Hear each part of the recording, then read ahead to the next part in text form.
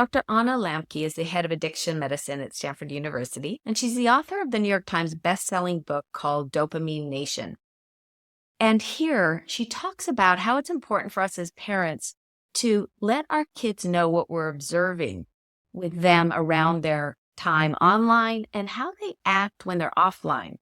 We lose the ability to objectively observe ourselves when we're using an addictive substance or behavior. When we reflect back to teens what we observe, and we do that in a calm, and measured way, at a point in time when they can actually hear it, I think it can be very helpful. So that feedback from others, they're not necessarily going to change the behavior in the moment or agree with us, or they're not going to necessarily go, oh, aha, now I'm going to get off of Snapchat. It's not like that, but the cumulative effect over time of us reflecting that back to them, I think it does eventually go in and have some kind of impact. That's why it's so important to have these conversations and raise awareness about the addictive potential of social media and other digital content, because a lot of parents, I worry, are just giving up, right? They're just saying, forget it. I've spent too many attempts to try to get my kid off it. It's over. And I don't think we should do that.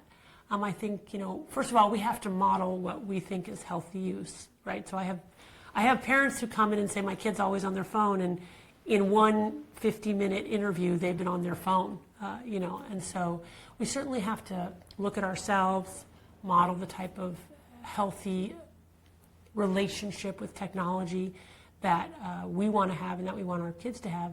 But I think it's really important not to give up on them or on pushing back on the ways that technology has entered our lives in an unhealthy way. We have to continue to call each other out, and not just parents to kids, kids to parents too.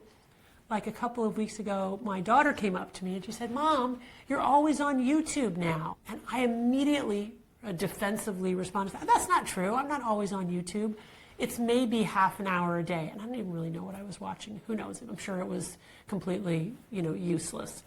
But so I just reflexively said, that's not true.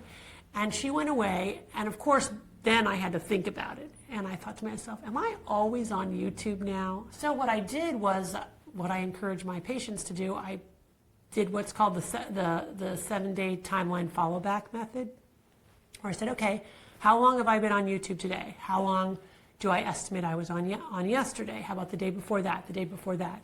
Once you get to 7 days, you add it all up, and lo and behold, I could estimate, based on focusing on it a day at a time, that I had been on YouTube about 10 hours in that past week, which was much more than I thought. And that's really the key thing. It's not so much there's no data like what's the right amount of YouTube, what's a healthy amount of YouTube. We don't have that, right? It sort of depends on many different things. Why you're on YouTube, what's your job.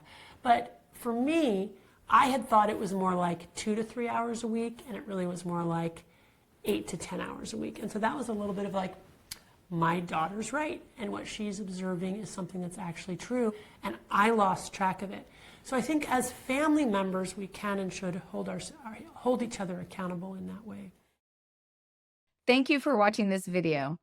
We publish new videos every week, so if you enjoy this sort of content, please like and subscribe to the channel.